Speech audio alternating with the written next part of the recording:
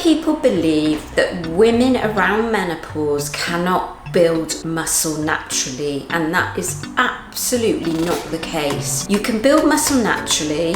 It does take time, and I'm going to talk about the right techniques for you to build muscle around menopause. Hello fam, and welcome to my channel. My name's Melissa Neal, and this channel is all about helping you, if you're a woman over 40 or like me over 50, get in amazing shape. One of the primary goals when you're over 40 should be to build muscle, because building muscle is actually going to help your body metabolize fat a lot better. So the fact is you're losing muscle as well at a rate of 1% per year. So anything you can do to turn that around will mean that you're actually going to turn into a fat burning machine. But if you're anything like me, you might find that you're actually struggling to build muscle. And I really struggled to build muscle until I got the right techniques in place.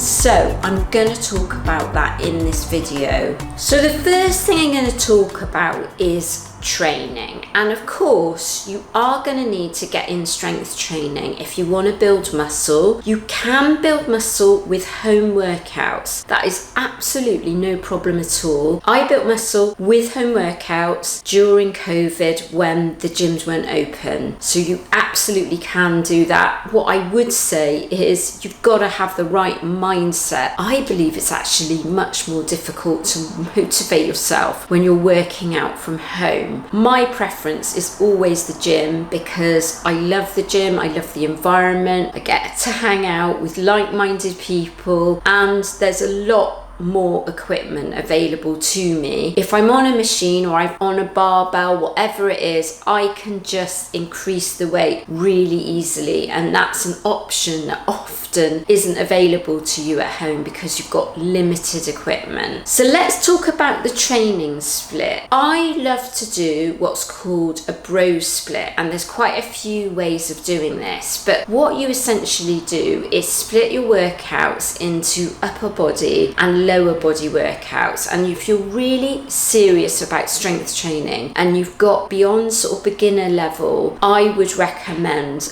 that kind of training splits. Now, you could do 2 upper body days and 2 lower body days, or you could do, and this is what I'm doing at the moment, I'm actually doing 3 upper body days and 1 lower body days. Now that's because my legs are already really well developed and I'm trying to grow my upper body so it matches my lower body. But once I get to that point, I will revert back to doing 2 upper body days and 2 lower body days per week. The other option, and I don't really recommend this, but this is kind of what I did as part of my competition prep when I was under a coach, is I did 2 upper body days, 2 lower body days, and 1 glute day. People that are really into growing their glutes do like to sort of work their lower body like that 3 times a week. I actually don't think that works, because I think your body needs time to recover. The preference for most women would be 2 upper body days and 2 lower body days, and that's really going to help you build muscle and have an overall physique that's actually balanced. When you're trying to build muscle, it's not absolutely necessary to do cardiovascular exercise, but it all depends on what your goal is. So if your goal is to drop body fat as well as building muscle, and for most women over 40 that is going to be the case, then you're going to need to sort of build in a small amount of cardio exercise. And I recommend, and this is what I did to kind of build my muscle, 1 session of high intensity interval training, and that's a circuit training session, and it's kind of military fitness. It's doing sled pushes, it's doing kettlebell swings, it's doing box jump. And what that's going to do, it's not your primary way of building muscle, but you are going to find that it supports strength training by doing cardiovascular exercise that way. And then what I did, and what I still do, is I stick a bit of high intensity interval interval training in 2, 3, 4 times a week, depending on my goal, straight after strength training for around about 20 minutes. And that's all I do, because if you do too much cardio exercise, you are not going to be able to build muscle. And it's really hard to build muscle when you're over 40. It's much harder than it was in your younger days. I've been doing this for 6 years, so I know many of you tell me you'd love a physique like me. And the thing to remember is you've got to give yourself time. When you're older, your hormones are depleting. I have actually got low testosterone, I have low progesterone, I have low estrogen. It's much harder to build muscle, especially if you've got low testosterone. So you've got to give your body time to do it. You know, I get people messaging me and emailing me saying they've been doing it for 3 weeks and they haven't seen progress. Try 3 years, and that's more about what you're talking about. I mean, you know, you are going to see some signs of muscle development in around about 12 weeks, but it's really the people that you see that have significant muscle mass, like me, they've been doing that for years. Being consistent over a long period of time is when you start to see results. So we talked about the exercise. The next thing is, and this is absolutely critical, and you won't achieve results without putting this in place, and that's getting the correct nutrition. Firstly, it's about fueling your body correctly. So you can't be on starvation diets. It's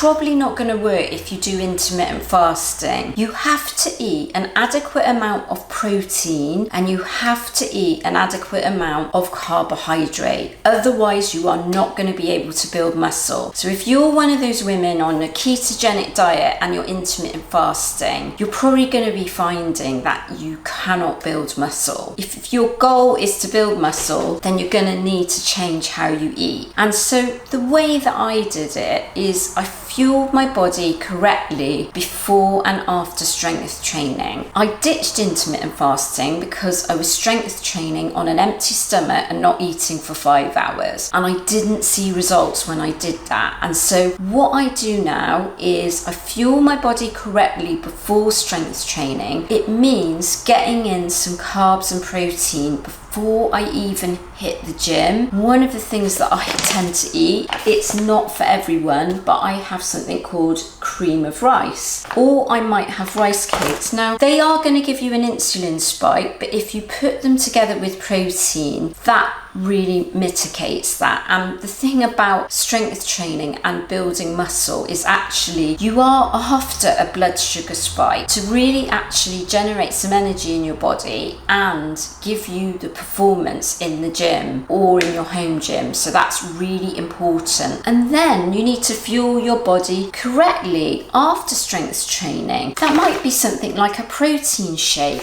or a high protein meal that kind of includes something like chicken, or if you're vegan or vegetarian, maybe tofu or a plant-based protein shake. And what I implemented, as well as fueling my body correctly before and after strength training, is I was actually eating properly throughout the day, throughout the week. And that means getting 1 gram of protein for every pound in your body weight, at least. I push mine a little bit higher. So I'm around about 120 pounds. I probably have 160 grams of protein. But I do need to be taking in at least 120 grams of protein for that weight. So that's really important. If you weigh over 170 pounds, shoot for your goal body weight of grams in protein, and that's per day. So that's every day. You need to be eating, say, 150 grams of protein if you weigh 150 pounds. And I've made a video all about protein and how to calculate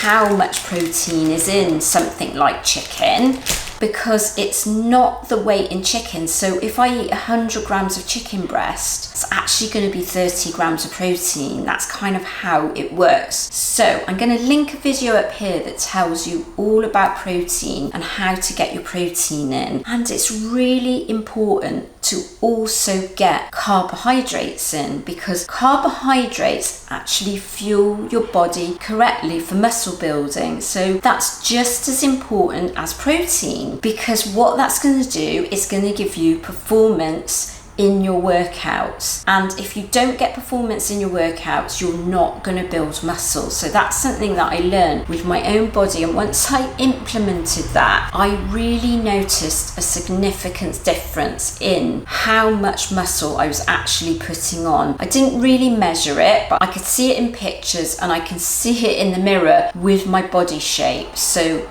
it's so important. I can't stress this enough. I know I get so many of you contact me saying you're not seeing results, and 99% of the time it's nutrition. Nutrition is absolutely key. Anyone that you see online who looks fantastic when they're in their 50s, when they're in their 40s, or even older, it's because they've got their nutrition down. It's not just about training. So the way that I built muscle was predominantly through training and predominantly through nutrition. As a natural bodybuilder, what I also turned to was supplements, the supplements that you can buy maybe on Amazon, or you can go into a drugstore, whatever it is. To be honest, there are not a massive amount of supplements that I kind of rate and go for. The biggest one, which I've just talked about, is protein, really. Protein, if you take it in something like a protein powder, could be described as a supplement. So that's the number one supplement. Then what I really find useful, and there's been a lot of studies and evidence to show that this really works, and that's creatine. So I would definitely recommend getting creatine into your routine if you're in the market for building muscle. But do remember, if you haven't got your training right and you haven't got your nutrition right, creatine isn't going to work just on its own. You need to be doing all those things at first. And how I would describe supplements is they are the icing on the cake. Now, the other thing is, I find with building muscle, I get incredibly sore with strength training, and today I'm actually finding it really hard to walk. I did a really heavy leg session yesterday. I love to include branched chain amino acids because I do find they really help alleviate muscle soreness, and you know, they also replenish your muscles, so they're a good idea to keep into your routine. The other supplement, but it's not absolutely necessary and you could use coffee instead, is something like a pre-workout that I've got here. Now, I don't use it all the time because I do find it just makes you feel a bit weird. It gives you like pins and needles, but sometimes it's really, really helpful, particularly if you're in a calorie deficit and you find you're lacking in energy. That can really help. So those are really my key supplements for building muscle. That's the key strategy that I use for building muscle. And just to reiterate, it's also about having patience and taking your time. It requires a lot of dedication, self-discipline. It doesn't mean that you've got to spend hours and hours in the gym. I don't spend much more than an hour of strength training, and that's 4 times a week. So it's not a massive amount of training, but what it is you have to be consistent over time to see results.